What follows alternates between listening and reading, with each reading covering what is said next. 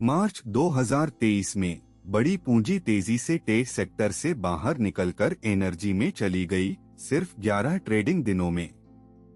मेरे momentum scanner ने XLE को फ्लैग किया। वॉल्यूम 20 डे एवरेज से 2.3 गुना बढ़ गया था, जबकि QQQ की रिलेटिव स्ट्रेंथ 0 से नीचे आ गई।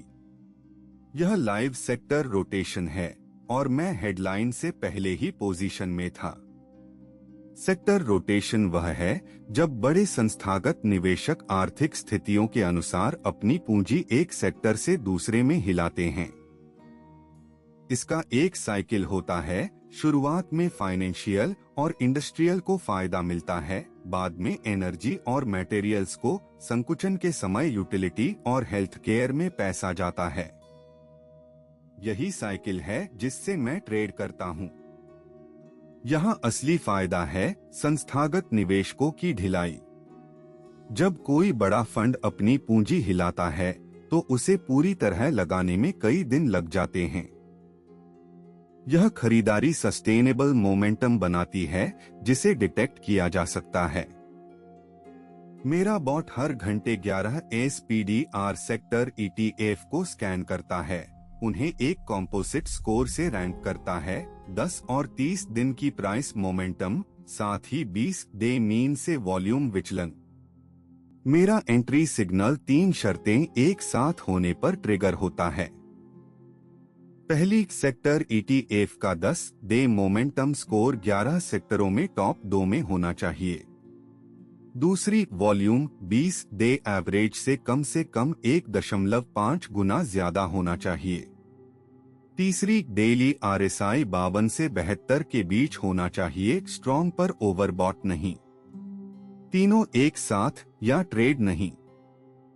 एक बार सेक्टर क्वालिफाई कर जाए, मैं सिर्फ ETF नहीं खरीदता, मैं उस सेक्टर की अलग अलग कंपनियों को स्कैन करता हूं। EMA 9 जो डेली में EMA 21 के ऊपर क्रॉस कर गया हो और रिलेटिव स्ट्रेंथ सेक्टर ETF के मुकाबले 1.0 से ज्यादा हो।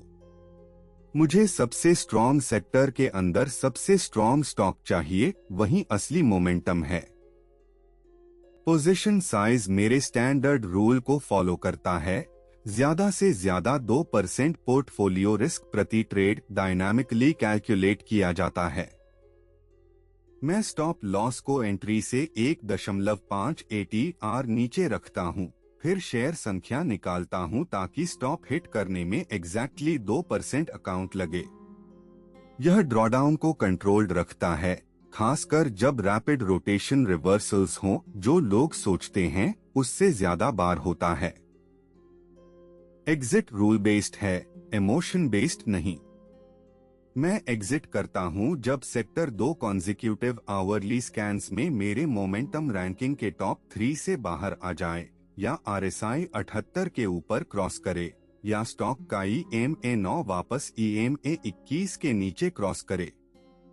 जो पहले ट्रिगर हो, पोजीशन बंद हो। मिनिमम टारगेट रिस्क रिवॉर्ड 1-2.5 है एंट्री से पहले। 6 महीने की पेपर ट्रेडिंग में इस स्ट्रैटेजी से 58% विन रेट मिला। औसत रिस्क रिवॉर्ड 1-2.3। शार्प रेशियो 1.41 है।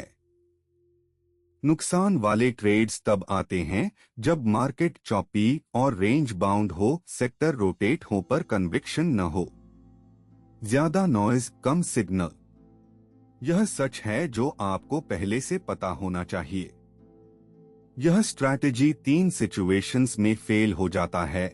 जब VIX 30 से ऊपर हो, क्योंकि डर सब कुछ ओवरराइड कर देता है। फेड अनाउंसमेंट के बाद के 2 हफ्तों में, जब मैक्रो शॉक सब कुछ एक साथ रिप्राइस कर दे, और अर्निंग्स सीजन में अगर टारगेट सेक्टर है, जब सिंगल स्टॉक रिस्क पूरे रोटेशन सिग्नल को ड्राउन कर दे, मैं इन्हें प्रोग्रामेटिकली फिल्टर करता हूं।